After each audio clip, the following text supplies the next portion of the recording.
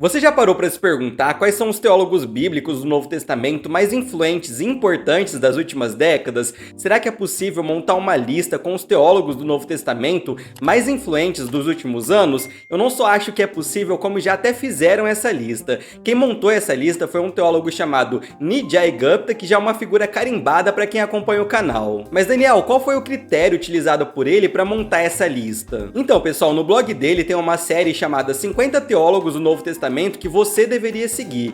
E aí o objetivo dele nessa série foi entrevistar 50 teólogos do Novo Testamento para fazer perguntas relacionadas aos estudos do Novo Testamento, como por exemplo, entender um pouco quais são os principais temas de pesquisas desses teólogos e quais foram os livros e os teólogos que moldaram as suas respectivas trajetórias na academia teológica. E ao final dessa série ele teve a ideia de montar uma lista com os teólogos do Novo Testamento que foram mais citados nessas entrevistas como sendo aqueles teólogos que mais exerceram influência sobre os entrevistados, ou seja, é uma lista que tem o seu valor por ter sido montada a partir de 50 teólogos do Novo Testamento que têm dedicado suas vidas ao estudo dessa parte tão importante do cânon bíblico. Ficou curioso para saber quem são esses teólogos? Então vem comigo e a gente vai descobrir quem são esses teólogos, e também tem uma teóloga nessa lista. E antes de começar o vídeo, dá um pause e já coloca aqui nos comentários pelo menos 3 teólogos do Novo Testamento que vocês acham que estarão nessa lista. Ah, pessoal, todos os links dos livros citados estão aqui na descrição e no primeiro comentário fixado.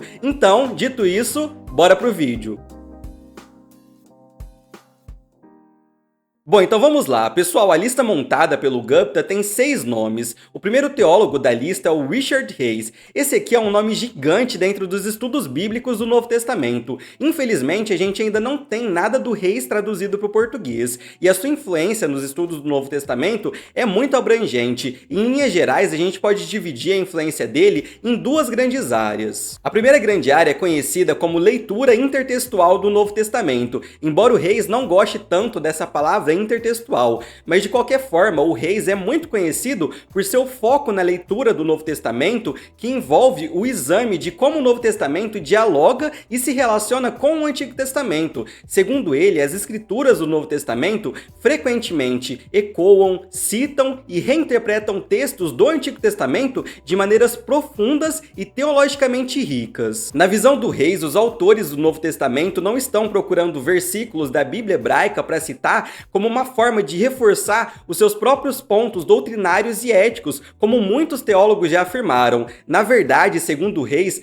toda a lógica doutrinária e prática do Novo Testamento é moldada e configurada pelas narrativas fundamentais da própria escritura hebraica, do próprio Antigo Testamento. Ou seja, nessa perspectiva do Hays, os autores do Novo Testamento, e principalmente Paulo e os evangelistas, são essencialmente teólogos narrativos. Em outras palavras, o que o Hays percebe analisando os evangelhos e as cartas paulinas é que existe o que ele costuma chamar de uma subestrutura narrativa, que são ecos, citações e alusões a histórias e textos do Antigo Testamento que modelam o pensamento de Paulo e dos evangelistas. Segundo Hays, é muito perceptível nos textos paulinos e dos evangelistas que eles estão recontando vários momentos da história de Deus, de Israel e da humanidade a partir da realidade da vinda, da morte e da ressurreição de Cristo. Daniel, mas eu já li o Greg Beale, o N.T. Wright, o Michael Gorman e outros autores que também pensam assim. Pois é, pessoal, realmente, mas se você se atentar às notas de rodapé, você vai perceber que todos eles estão citando o Richard Hays, porque embora o Richard Hays não tenha sido o primeiro a enfatizar essa relação entre o Antigo Testamento e o Novo Testamento, ele foi um dos primeiros a estudar esse assunto com mais profundidade acadêmica. Tanto é que a sua tese de doutorado foi a respeito desse assunto. Ah, e se vocês quiserem entender melhor o pensamento do Hays, tem 2 livros dele muito bons. O primeiro se chama Ecos das Escrituras nos Evangelhos e o segundo se chama Ecos das Escrituras nas Cartas de Paulo. Com esses 2 livros a gente já consegue ter uma noção muito boa do pensamento do Hays. E uma segunda área de influência do Hays é a área da ética do Novo Testamento. Ele tem um livro sobre esse assunto chamado A Visão Moral do Novo Testamento. Segundo o levantamento feito pela revista Cristianismo Hoje, esse livro do Hays está entre os 50 livros cristãos mais influentes influentes do nosso século. E o interessante dessa obra do Reis é que ela é quase um desdobramento da sua leitura intertextual do Novo Testamento, porque ele explora os temas éticos do Novo Testamento, enfatizando a importância da narrativa bíblica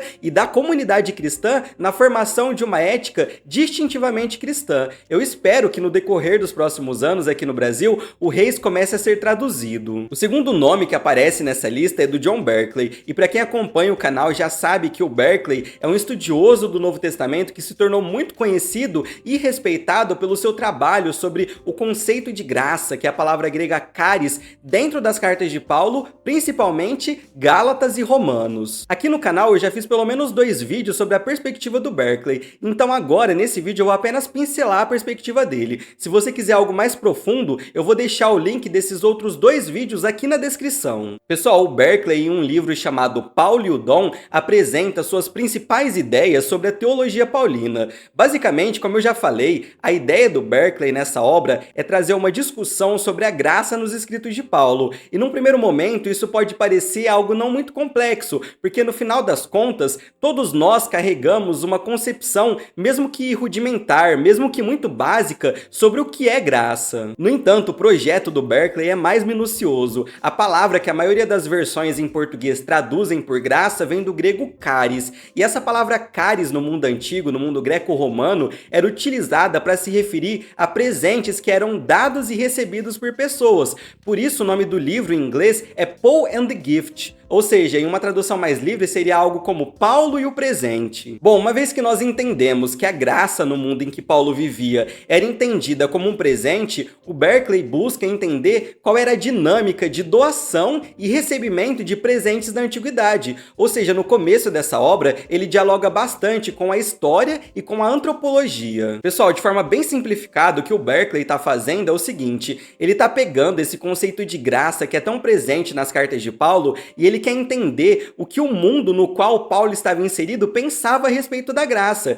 E isso é muito importante por pelo menos 2 motivos. O primeiro motivo é que a partir dessa análise, nós conseguimos entender onde o conceito de graça em Paulo se distancia do conceito do mundo greco-romano e do mundo judaico. E o segundo motivo é que nós conseguimos entender o que os primeiros ouvintes de Paulo teriam entendido ao ler e ouvir Paulo falando sobre graça. E a partir dessa análise histórica, social, teológica, antropológica, o Berkeley constatou que a ideia de graça, de charis, diferente do que a gente está acostumado a pensar, é um conceito que pode ser aperfeiçoado ou definido com mais clareza a partir de 6 formas diferentes, que eu explico lá no vídeo que eu comentei com vocês. Pessoal, o Berkeley mostra de forma brilhante que, a depender do autor, a graça será aperfeiçoada de uma forma diferente, enfatizando mais um ponto em detrimento de outro. E entender essa taxonomia da graça proposta pelo Berkeley é essencial para entender todos os desdobramentos do trabalho dele. E a partir dessa taxonomia da graça, do dom, do presente, aí vai depender de cada tradução da palavra grega charis, o Berkeley se propõe a estudar principalmente Romanos e Gálatas para entender como Paulo utiliza e aperfeiçoa a ideia de graça nos seus escritos. E a grande sacada do Berkeley, para mim, é justamente nos dar novas lentes históricas, teológicas e exegéticas para entender o conceito de graça, tanto nos escritos paulinos como na interpretação paulina ao longo da história. Pessoal, quando uma palavra cria muitas raízes ao longo da história, como a palavra graça, a gente tem uma tendência natural de reduzir o seu significado a simplesmente um jargão teológico ou a uma definição de dicionário, mas uma palavra tão antiga e tão utilizada como essa ao longo da tradição cristã tem uma carga histórica, teológica, semântica e antropológica muito maior do que a gente está acostumado a pensar. E o Berkeley demonstra isso nessa obra de forma magistral. Ele nos faz olhar para a graça de Deus como um dom complexo e multifacetado. E isso é maravilhoso, a gente entender a riqueza dessa linguagem da graça no Novo Testamento e no mundo no qual o Novo Testamento se desenvolveu. Eu acabei me alongando um pouco nessa explicação, mas é porque resumir a perspectiva do Berkeley é muito desafiador.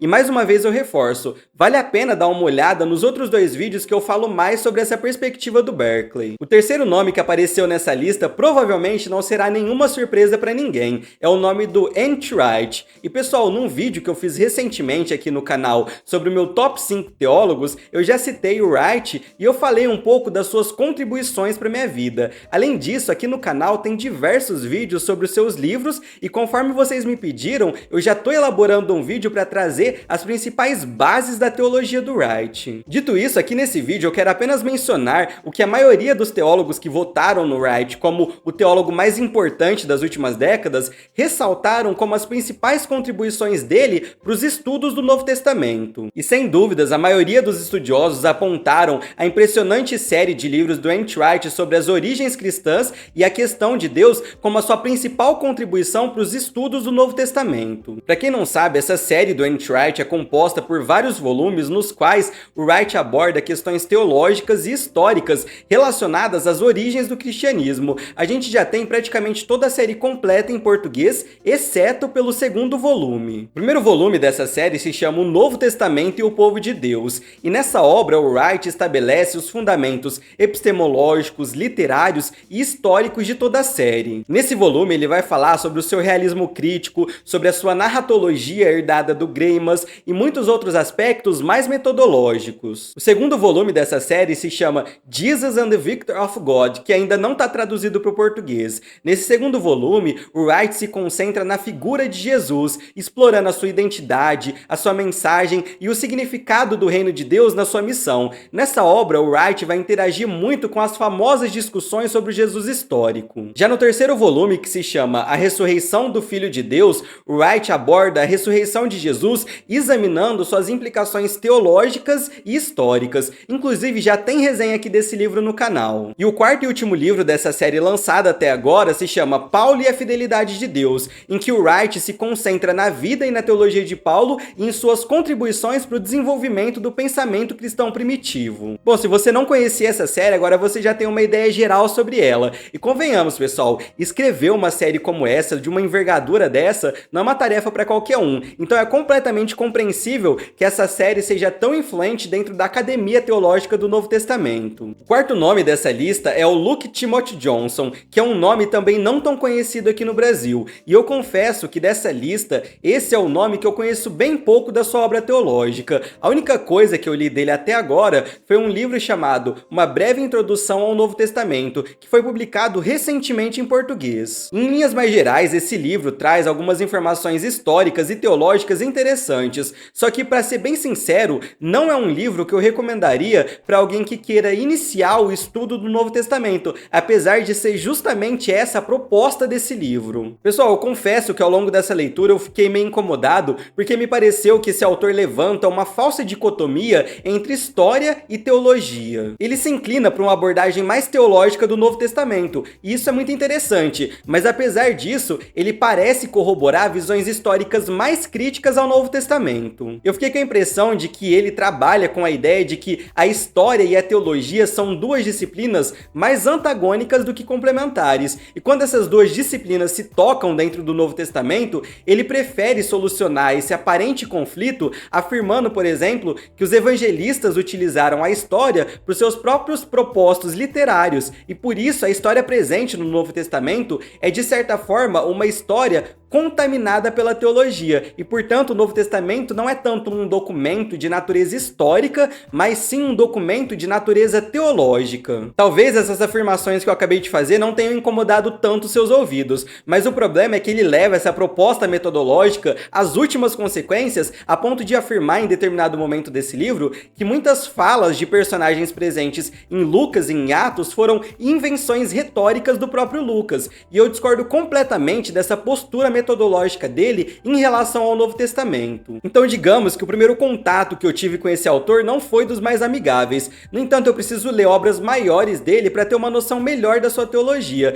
mas a primeira impressão que ficou não foi uma impressão boa. Aliás, se você já leu outras obras desse autor, deixa aqui nos comentários para eu saber se foi uma impressão particular minha. O quinto nome que aparece nessa lista é o do Richard Bauckham. Inclusive, no top 5 teólogos que eu fiz, um dos nomes mais citados nos comentários foi o dele. E pessoal, sem sombra de dúvidas, as principais influências do Balkan nos estudos do Novo Testamento estão principalmente relacionadas aos estudos sobre Jesus. No seu clássico Jesus e as Testemunhas Oculares, que já tem resenha aqui no canal, o Balkan argumenta a favor da confiabilidade dos evangelhos, defendendo a ideia de que os relatos evangélicos têm uma base sólida em testemunhas oculares contemporâneas aos eventos descritos e, portanto, são relatos dignos de confiança. Ou seja, nessa obra, o Balkan destaca a importância de entender o papel das testemunhas oculares na transmissão dos relatos sobre Jesus. Uma outra ideia muito importante trazida pelo Balkan é a questão da cristologia primitiva.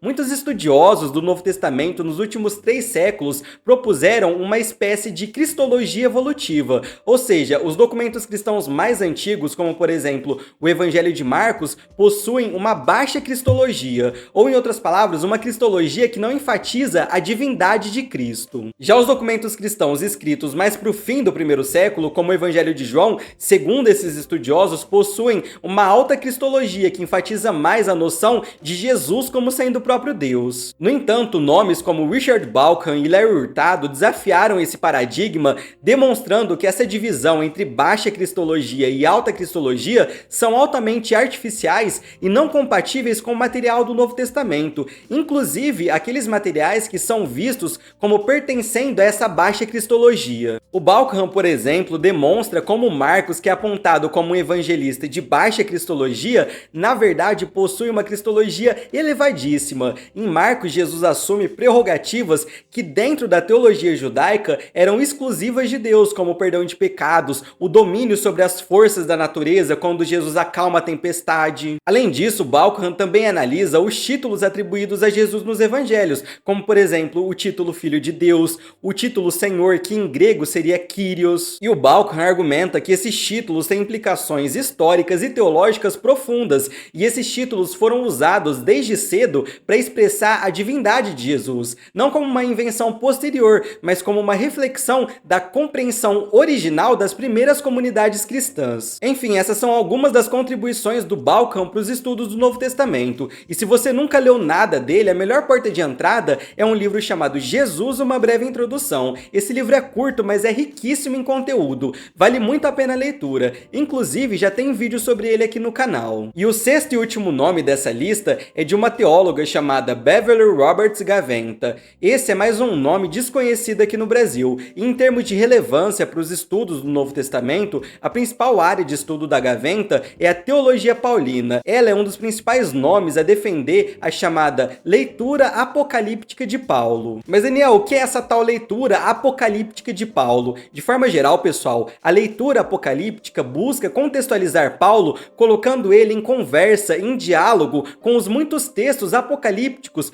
produzidos durante o período do judaísmo do Segundo Templo e olhando para ver o que esses escritos, em termos teológicos, possuem de similaridades e familiaridades com o pensamento paulino. Em outras palavras, ler Paulo com lentes apocalípticas tem a ver com destacar ênfases teológicas na teologia de Paulo que são típicas da literatura apocalíptica, e de acordo com a Beverly Roberts Gaventa, as ênfases teológicas da literatura apocalíptica é tudo aquilo que tem a ver com a ação invasiva de Deus nesse mundo para libertar os seres humanos dessa presente era maligna e inaugurar uma nova era escatológica. O nome mais técnico disso é o que ela chama de teologia dos dois íons, das duas eras, que é uma característica bem marcante da literatura apocalíptica e também da literatura paulina. Nós sabemos bem que Paulo, em suas cartas, enfatiza muito a ideia de que Cristo é o evento apocalíptico de Deus na história humana para resgatar as pessoas e o mundo dos poderes cósmicos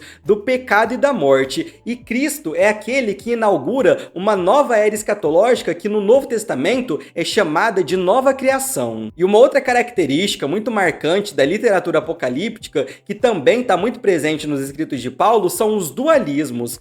Por exemplo, Paulo trabalha muito com os dualismos entre a vida na carne e a vida no espírito, a vida em Adão e a vida em Cristo, o domínio das trevas e o reinado do Filho de Deus. E segundo a Gaventa, todos esses dualismos no pensamento de Paulo e a sua teologia dos dois aions, das duas eras, evidenciam o caráter apocalíptico do seu pensamento. Se você tiver curiosidade de entender quais são as implicações práticas dessa perspectiva na interpretação das cartas de Paulo, eu recomendo um comentário introdutório de Romanos dessa autora, em que a gente consegue entender de forma mais concreta como funciona essa leitura apocalíptica de Paulo. Bom, pessoal, foram esses os nomes mais citados pelos 50 teólogos entrevistados pelo Gupta. Deixem aqui nos comentários quais desses nomes vocês já conheciam e quais nomes vocês se interessaram em conhecer mais. Eu achei essa lista muito boa, exceto pelo Luke Timothy Johnson, como vocês devem ter reparado ao longo do vídeo, que eu dei uma implicada com ele. Mas de qualquer forma, eu preciso ler outras coisas dele